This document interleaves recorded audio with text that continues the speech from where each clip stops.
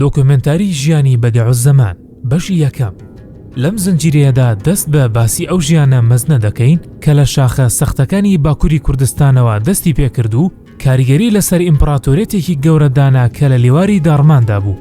لە پێناو ئەوەی ئەم فیلمە دۆکۆمنتاریە بە زۆرترین کەس بگات و شعوری ئەم بانگەواز و پەیامەیان لەلا دروست بکات، لە بڵاوکردنەوەی ئەم بابەتەدا بەشداری بکە. گەر ئامادەن بە ئێستا بڕین بۆ گوندی نەورەس. بەروار 1878. نەورەس گوندێکی بچووکە لە نێو شاخە سەخت و بەفراوەکانی باکووری کوردستان کە مرۆڤ بە ئاستەم ڕێگەی تێدا دەردەکات و تەنانەت لەسەر نەخشەش بە ئاسانی نادۆزرێتەوە. لە وەرزی زستاندا ئەم گوندە پەیوەندی لەگەڵ دنیادا دەبچڕێت و وەرزی بەهاریش زۆر درەنگ ڕووی تێدەکات. ئەم منداڵش لە شەوێکی ساردی کۆتایەکانی وەرزی زستاندا هەتا دنیاوە. بەم شێوەیە ئەو گەشتە دەستی پێکرد کە قەدەری ئەم گوندە و تەواوی ئیمپراتۆرێتێکی گەورەی گۆڕی کە لەو کاتەدا لە لێواری دارماندا بوو.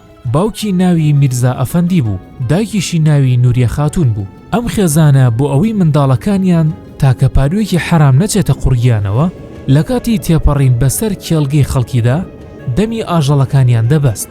واتە خێزانەکەیان نمونەی گوێئاگردانی تەقوا بوو. دەی سەعیدی بچکۆلەش بە پاروێکی حەڵاڵی لەو شێوەیە پەروەردە کرا بوو. بەڵام لەو کاتەدا کە هێشتا تەمەنی 9 ساڵانێک دەبوو، حاڵەتێکی نامۆی تێدا بەدی دەکرا کە لە هاوتەمەنەکانیدا نەبوو. سەربەرزێکی لە ڕادەبەدەر کە لە خۆی گەورەتر و فیترەتێکی هەبوو کە سەری بۆ کەسنەوی نەدەکرد. کاتێک برا گەورەکەی بە ناوی مەلا عەبدوڵای بینی کەوا خەریکی فێربوونی زانستە شەرعیەکانە، ئاگرەکەی ناوناخی بڵێسەیەکی زیاتری ساند. ئەویش دەبوو بخوێنێت، بەڵام خوێندنێکی ئاسایی نا. ئیدی ئەو منداڵە بچووکە باوەشی دایکی و خێزانەکەی بەجێهێشت و ملی ڕێگەی ناوچیا سەخت و بەفراوەکانی گرتەبە. یەکەم حوجرە کە ڕووی تێکرد لە گوندی تاغ بوو، بەڵام هەرزوو ئەو بەرگەنەگرتنەی کە بەرامبەر زۆرداری هەیبوو تێیدا دەرکەوت. تەنانەت غیرەتێکی وای هەبوو کە بە مەلا محەممەد ئەمین ئەفەندی مامۆستا بڵێت تۆیش هەروەک من خوێندکاریت، ناتوانیت فەرمانم بەسەردا بکەیت. فیترەتێکی ئازادانەی هەبوو، نەیدەتوانی بچێتە ژێر فەرمانەوە. لەو تەمەنە بچووکەیدا تەنانەت ئەو دارستانەی کە پیاوان بە ڕۆژی ڕووناکیش نەیان دەوێرە پێدا بڕۆن، ئەو بە تاقی تەنیا لە شەواندا پێیاندا دەڕۆیشت و لەم حوجرەوە بۆ ئەوی تریان ڕای دەکرد. کاتێک ڕووی لە حوجرەی شێخی هیزان کرد کە لە ناوچە کوێستانەکانی بەتلیسە، 4 خوێندکاری ئەوێ دەستیان کرد بەوەی حەسوودی پێ ببەن و بەم هۆیەشەوە پەلاماریاندا. ئەویش چووە حزوری شێخەکەی، بەڵام سکاڵای لێ نەکردن. لاوازی پیشان نەدا، بە تەنیا وتی شێخ ئەفەندی بەمانە بڵێ کاتێک دەیانەوێت پەلامارم بدەن بە هەر چواریان بەیەکەوە نێن، بەڵکو دوو بێنە پێشەوە. شێخەکەی زۆر دڵی بەم مەردایەتیە چوو. ئیدی لە دوای ئەو ڕۆژەوە کەس نەیدەوێرا خۆی لێ نزیک بکاتەوە، چونکە ئەو بەتەنیا کتێبی نەدەخوێندەوە، بەڵکو لە ڕووی کەسایەتیشەوە گەورە دەبوو. لە ناوچە کوردستانیەکانی باکوور شێوازی وەرگرتنی مۆڵەتی مەلایەتی بەم شێوەیە. خوێندکارێک لە ماوەی 20 ساڵدا چەند کتێبێکی دیاریکرا و تەواو دەکات. بەم شێوەیە ئیجازەی مەلایەتی وەردەگرێت. بەڵام مەلا سەعید سنوورەکانی شوێن و سەردەمی خۆی تێپەڕاند بوو. کاتێک لە ناوچەی بایەزید چووە حزوری حەزرەتی شێخ محەممەد جەلالی، بەتەنیا لە ماوەی 3 مانگدا تەواوی ئەو کتێبە ئاڵۆزانەی لە بواری نەحوو، سەرف و منتیقدا دەخوێنران تەواو کرد کە خوێندکارانی تر لە ماوەی 20 ساڵدا تەواویان دەکرد. مامۆستاکانی بە حەیرانەوە لێیان دەڕوانی. مەلا فەتحوڵڵا لە شاری سیرت پرسیاری لێ دەکرد، کتێبی جەوامیعت خوێندووەتەوە؟ سەعیدی گەنج وتی بەڵێ تەواوم کردووە. ئەی باشە شەرحی مەواقیفیشت خوێندووە؟ ئەویشم تەواو کردووە.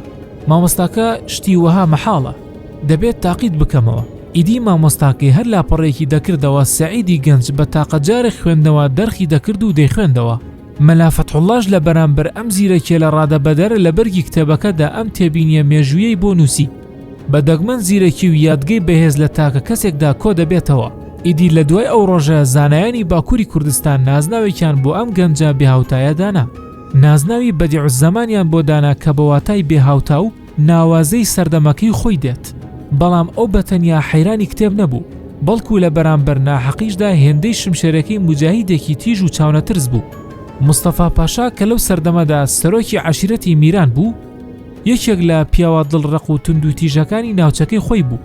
دەرەبەگێک بوو کە بە زوڵم و زۆرداریەکەی ناوبانگی دەرکرد بوو. بەدیعوزەمانی گەنج لە ڕێگەی خەوەوە فەرمانێکی معنەوی لە حەزرەتی عەبدولقادری گەیلانیەوە پێدەگات. ئیدی بێ هیچ دوودڵیە خۆی بە چادری دەرەبەگەکەدا کرد، پیاوانی چەک بەدەست و پاسەوان و پیامەقوڵانی عەشرەتەکەشی لەوێدا بوون. لە کاتێکدا هەمووان لە ترسدا هەڵدەلەرزین، ئەو تەماشایەکی چاوەکانی سەر و عەشرەتەکەی کرد و وتی: پاشا هاتووم بۆ ئەوەی بانگێشتی ڕێگای هیدایەتت بکەم، یان دەست لە زۆڵمکردن هەڵدەگریت و دەست بە نوێژەکانت دەکەیتەوە، یاخود تۆ دەکوژم. مستەفا پاشا تووشی پەشۆکان بوو. بەگاڵتەوە پێیوت: بەم شمشێرە ژەنگاویە دەمکوژیت؟ وەڵامەکەی بەدیعوزەمان وەک شەپازلە بوو: ئەوە شمشێر نییە کە دەبڕێت، بەڵکو ئەو دەستەیە کە دەیوەشێنێت. پاشا ویستی بیبەزێنێت و ڕسوای بکات. زانەکانی کۆکردەوە پرسیاریان لێ کرد. بەدیعوزەمانیش بەدەم چان خواردنەوە هەموویانی دەمکوت کرد. پاشایش کە هێندەی تر ڕقی هەستا ئەم جارەیان بۆ کوشتنی بەدیعوزەمان پەنای بۆ فێڵکردن برد. ئەسپێکی ڕەشی چەموش و سرکی پێدا کە پێشتر هیچ کەسێک نەوێرا بوو سواری پشتی ببێت. بەڵام بەدیعوزەمان خۆی فڕێدایە سەر پشتی ئەسپەکە. ئەسپەکە باڵی گرت و لە کۆنتڕۆڵ دەرچوو. دواتر خۆی بە منداڵێکدا کێشا. هەمووان واقیان وڕما بوو. وهایان زانی منداڵەکە مردووە. لولەی تفەنگەکان ڕوویان تێکرد، بەڵام ئەو لە بەردەم لولەی تفەنگەکانیش لەسەر خۆ بوو. لە ئەسپەکەی دابەزی و باوەشی بە منداڵەکەدا کرد. ئاوی ساردی لە دەموچاویدا پرژاند. پاشان وەک لوتفی خوددا منداڵەکە بە پێکەنینەوە چاوەکانی کردەوە. ئیدی مستەفا پاشا ناچار بوو بەوەی لە بەردەم ئەم زانا گەنجەدا چۆکدا بدات. ئیدی گرانبەهاترین چەکی خۆی وەک دیاری پێبەخشی. دواتر وەکەوەی بەڵێنی پێدا دەستی بە نوێژەکانی کردەوە. پاشان گەشتی شاری وان دەستی پێکرد. ساڵانی ناو کۆشکەکەی والی تایر پاشا. بەدیعوزەمان لێرە لەوە تێگەیشت بە تەنیا ئەوە بەس نییە کە فێری زانستە دینیەکان بووە، بەڵکو پێویست بۆ دەکات زانستەکانی سەردەمیش فێر بێت. وێڕای ئەوەی هیچ کاتێک نەچوو بوو بۆ خوێندنگە، بەڵام دەستی بە خوێندنەوەی کتێبەکانی جوگرافیا، بیرکاری، کیمیا و فیزیا کرد. بلیمەتێکی وای هەبوو بە تەنیا 5 ڕۆژ خوێندنەوەی کتێبێکی کیمیای بەس بوو بۆ ئەوەی لەگەڵ مامۆستایەکی کیمیادا بکەوێتە مشتومڕوو بیبەستێتەوە. دواتر ئەو بوویە عەلامەیەکی ناودار کە لە زانستە دینی و دنیایەکانیشدا باڵادەستی خۆی سەلماندە بوو. بەڵام ڕۆژێکیان بە هەواڵێک تووشی هەژان بوو کە ڕەنگە ڕێچکەی ژیانی ئەویشی گۆڕی بێت. والی تایر پاشا ڕۆژنامەکەی دەستی پیشاندا. هەواڵەکە تۆقێنەر بوو. گلادستۆنی وەزیری ئاوادانکردنەوەی تایبەت بە کاروباری وڵاتە داگیرکراوەکانی ژێر فەرمانڕەوای ئینگلیس لە پەرلەمانی وڵاتەکەی وتارێک پێشکەش دەکات کە تێیدا قورئانێک ڕادەوەشێنێت و دەڵێت: هەتا ئەم قورئانە لە دەستی موسڵماناندا بێت، ئێمە ناتوانین بە تەواوی بەسەریان دازاڵ بین. ئیدی هەرچێکمان لە دەست هاتووە دەبێت ئەنجامی بدەین، یانەوەتا ئەم قورئانە لەناو دەبین، یاخود موسڵمانان لەم قورئانە سارد بکەینەوە. ئەم وتانە لە هیزری بەدیعوزەماندا وەک هەورە بروسکە دەنگی دایەوە. گڕکانێک لە ڕۆحیدا تەقیەوە. لەو کۆشکەدا سوێندێکی مێژووی خوارد. ئەو سوێندەی کەوا تەواوی زانست و وجودی خۆی بۆ تەرخان کرد کە تێیدا دەڵێت: سوێن بێت ئەوە بۆ هەموو دنیا بسەلمێنم و پیشانیان بدەم کە قورئان خۆرێکی معنەویە و هەرگیز خامۆش ناکرێت. بەم بڕیارێ وەک چاندنی تۆی معنەوی پەیامەکانی نور وەها بوو. ئیدی وان بۆ ئەو وەک شوێنێکی بەرتەسکی لێهاتە بوو. دواتر ئەم خۆرە کە لە کێوە هەڵەموتەکانی کوردستانەوە هەڵهات، ملی ڕێگەی ئیستانبوڵی پایتەختی گرت، واتە چیرۆکە ڕاستەقینەکەی ئەو خەباتی ئەو لێرەوە دەستی پێکرد. لە بەشی دووهەمدا باسی ئەم گەشتە مبارەکەی نێوان وان و ئیستانبوڵ دەکەین. بەڕای ئێوە ئەو وەڵامی ئوستاد بۆ ئەوانەی ویستیان خۆری قورئان خامۆش بکەن چ پەیامێکی بۆ گەنجانی ڕۆژگاری ئەمڕۆ پێیە؟ بیرکردنەوەی خۆتان لە کۆمنت بنووسن.